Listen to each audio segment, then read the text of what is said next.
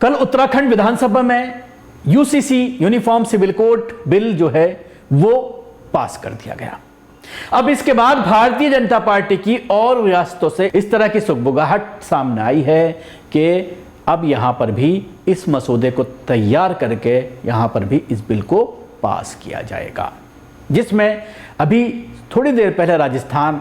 से इस तरह की खबर आई है और उम्मीद की जा रही है कि असम में भी इस तरह की जो है कोशिश अब शुरू हो गई है। इस दरमियान जब यह बिल पेश किया गया है तो उसके बाद जमीयत उलमा हिंद के अध्यक्ष मौलाना सैयद अरशद मदनी का एक बयान सामने आया है, जिसमें उन्होंने यह कहा है कि हम किसी भी ऐसे बिल को एक्सेप्ट नहीं करेंगे, हम किसी भी ऐसे बिल को नहीं मानेंगे जो हमारी शरीयत के खिलाफ होगा, जो हमारी शरीयत में मुदाखलत होगा। ऐसे किसी भी बिल को मुसलमान एक्सेप्ट नहीं करेंगे। यह बात मौलाना सैयद अरशद मदनी ने साफ तौर पर इस बिल के आने के बाद कही है। और इसके साथ ही उन्होंने यह कहा है कि इस बिल से अगर एक खास तबके को अलग रखा जा सकता है तो फिर मुसलमानों को क्यों नहीं। अब सवाल यह खड़ा होता है कि आखिर जब बिल ही सिर्फ मुसलमानों को टारगेट करने के लिए लाया गया है तो फिर मुसलमानों को अलग कैसे इससे रखा जा सकता है। ये एक बड़ी बात है कि ट्राइबल्स को जो है इससे अलग रखना या इससे जो है और किसी खास तबके को SC ST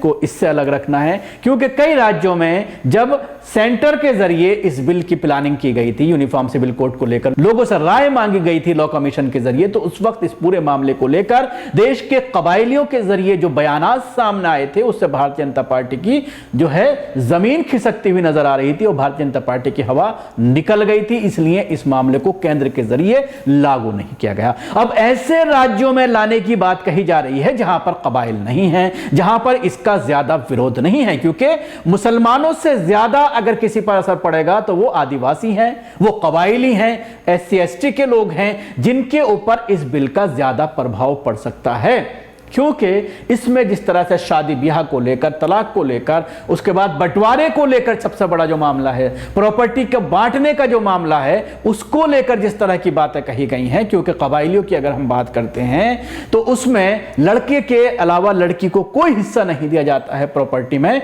मुसलमानों का जहां तक ताल्लुक है, मुसलमानों में 2/3 लड़कियों को दिया जाता है, लेकिन अब इस बिल के आने के बाद बराबर बराबर, चाहे वो लड़की हो चाहे लड़का हो, सब में बाप की जो प्रॉपर्टी है वो बराबर बराबर तकसीम होगी। ये बात इसमें इस बिल में रखी गई है खास तौर से। तो मौलाना ने इन दो बातों को लेकर के इस पूरे मामले पर सवाल खड़ा किया है और यह कहा है कि यह सिर्फ मुसलमानों को टारगेट करने के लिए इस बिल को लाया गया है। अब सवाल यही खड़ा होता है कि मौलाना का जो बयान आया है कि हम ऐसे किसी बिल को नहीं मानेंगे जो हमारी शरीयत के खिलाफ है, क्योंकि जो इस बिल में जो दो अहम मामले आए सामने आए हैं, सबसे बड़ा जो प्रभाव पड़ने वाला है वो है बहुविवाह, यानी एक से ज्यादा शादियां। हालांकि मुसलमानों में एक से ज्यादा शादी आम नहीं है, इक्का दुक्का ही इस तरह के मामले सामने आते हैं जिसमें एक से ज्यादा लोगों ने शादी की हो और इस बिल के जरिए उस शादी के ऊपर पूरी तरह से पाबंदी लगा दी गई है। और इसका जिक्र कुरान में भी है। जब शादी का जिक्र आया है कुरान में कि शादी मर्द कितनी कर सकता है, तो 2 से शुरुआत हुई है, 2, 3 या 4। इसके साथ ही जो मिरास का मामला है, मिरास को लेकर भी कुरान में पूरी तरह से बताया गया है सूरह बकरा में कि किस तरह से किसको पूरे रिश्ते बता करके कि अगर फलां हो तो फलां मर जाए, फैमिली में फलां हो फलां मर जाए तो फिर किस तरह से बांटना है, पूरा इसका जिक्र कुरान शरीफ में इस मिरास का जो है वो जिक्र है। तो जाहिर सी बात है ये पूरी तरह से शरीयत में मुदाखलत है और इसको हम किसी भी कीमत पर बर्दाश्त नहीं करेंगे, इस पर हम किसी भी कीमत पर अमल नहीं करेंगे। अब सवाल ये खड़ा होता है कि क्या मौलाना के इस बयान के बाद अब मुसलमानों को क्या करना होगा। क्या जब इस तरह के मामले सामने आएंगे, कोई दूसरी शादी करना चाहेगा और उसको जेल भेजा जाएगा, तो उसमें किस तरह की इंटरवीन होगा मौलाना के ज़रिए, इस पर तो बात होनी चाहिए। लेकिन मौलाना ने सिर्फ ये बयान दे करके कि हम शरीयत में मुदाखलत बर्दाश्त नहीं करेंगे, क्योंकि अब ये मुदाखलत पूरी तरह से हो चुकी है, अब तो इसको बर्दाश्त करना ही पड़ेगा, और अगर कोई एक से ज़्यादा शादी करता है तो वो गैर कानूनी करार दिया जाएगा। जब इस बिल को, हालांकि अभी पास हुआ है विधानसभा से, अभी इसको कानूनी शक्ल शायद जो है 2-4 दिन में दस्तखत होने के बाद राज्यपाल के इसको कानूनी शक्ल दे दी जाए और इसको लागू कर दिया जाए, तो उसके बाद इसको मानने पर मजबूरी होगी। इसके साथ ही एक चीज़ और जो इस बिल में सामने आई है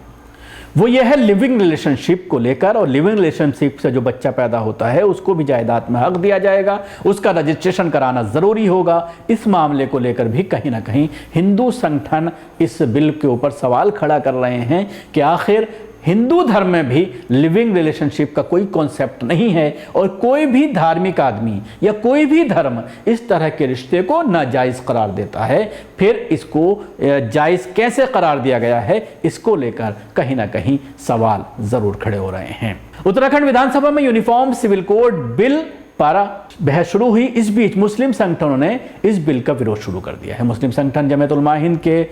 प्रमुख मौलाना अरशद मदनी ने यूसीसी विधेयक को भेदभावपूर्वक करार देते हुए कहा है कि मुस्लिम समुदाय को ऐसा कोई कानून स्वीकार्य नहीं है जो शरीयत के खिलाफ हो। उन्होंने कहा है कि अगर अनुसूचित जनजाति को विधेयक के दायरे से बाहर रखा जा सकता है तो फिर मुस्लिम समुदाय को छूट क्यों नहीं मिल सकती। शरीयत के खिलाफ कोई कानून स्वीकार्य नहीं होगा। मौलाना सैयद अरशद मदनी ने एक बयान में कहा है कि हम ऐसे कोई कानून स्वीकार नहीं करेंगे जो शरीयत के खिलाफ हो। सच तो यह है कि किसी भी धर्म को मानने वाला अपने धार्मिक कार्यों में किसी प्रकार का अनुचित हस्तक्षेप बर्दाश्त नहीं कर सकता। उन्होंने कहा है कि आज उत्तराखंड विधानसभा में पेश किए गए समान नागरिक संहिता विधेयक में अनुसूचित जनजातियों को संविधान के प्रावधानों के तहत नए कानून में छूट दी गई है, और ये तर्क दिया गया है कि संविधान के अनुच्छेद 21 के तहत उनके अधिकारों को सुरक्षा प्रदान की गई है। यूसीसी में नागरिकों के बीच भेदभाव क्यों किया जा रहा है। मौलाना मदनी ने सवाल किया है कि अगर संविधान के एक अनुच्छेद के तहत अनुसूचित जनजाति को इस कानून से अलग रखा जा सकता है तो हमें संविधान के अनुच्छेद 25 और 26 के तहत धार्मिक आज़ादी क्यों नहीं दी जा सकती। उन्होंने कहा है कि संविधान के अनुच्छेद 25 और 26 के तहत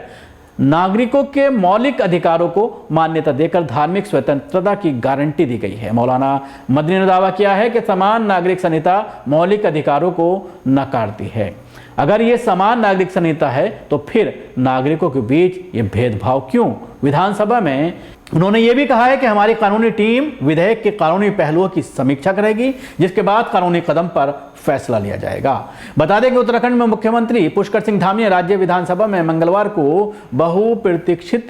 समान नागरिक संहिता विधेयक पेश किया, जिसमें बहुविवाह और हलाला जैसी प्रथाओं को आपराधिक कृत्य बनाना है। लिव इन में रह रहे जोड़ों के बच्चों को जैविक बच्चों की तरह उत्तराधिकारी दिए जाने का प्रावधान है। ये जनजातियों समान नागरिकों संहिता बिल से बाहर रखा गया है। यूसीसी विधेयक को पारित कराने के लिए बुलाए गए विधानसभा के विशेष सत्र के दूसरे दिन पेश समान नागरिकता संहिता उत्तराखंड 2024 विधेयक में धर्म और समुदाय के परे सभी नागरिकों के लिए विवाह, तलाक, उत्तराधिकार, संपत्ति जैसे विषयों पर एक समान कानून प्रस्तावित है। हालांकि प्रदेश में रह रहे अनुसूचित जनजातियों को इसके दायरे से बाहर रखा गया है। आखिर में एक बात और मैं बताना चाहूँगा कि उत्तराखंड में बड़ी संख्या में अनुसूचित जनजाति के मुसलमान भी रहते हैं, जो पहाड़ों में बकरी चरवाहे का काम करते हैं, बकरियां वगैरह चराते हैं, और बाकायदा जो है वो इस्लामी रीतियों को, इस्लामी जो कवानीन हैं उनको मानते हैं, नमाज़ पढ़ते हैं, रोज़ा रखते हैं, इस्लाम के पर चलते हैं। तो ये एक बड़ी संख्या है यहाँ पर अनुसूचित जनजाति की, जिनको भी इसका फ़ायदा मिलेगा।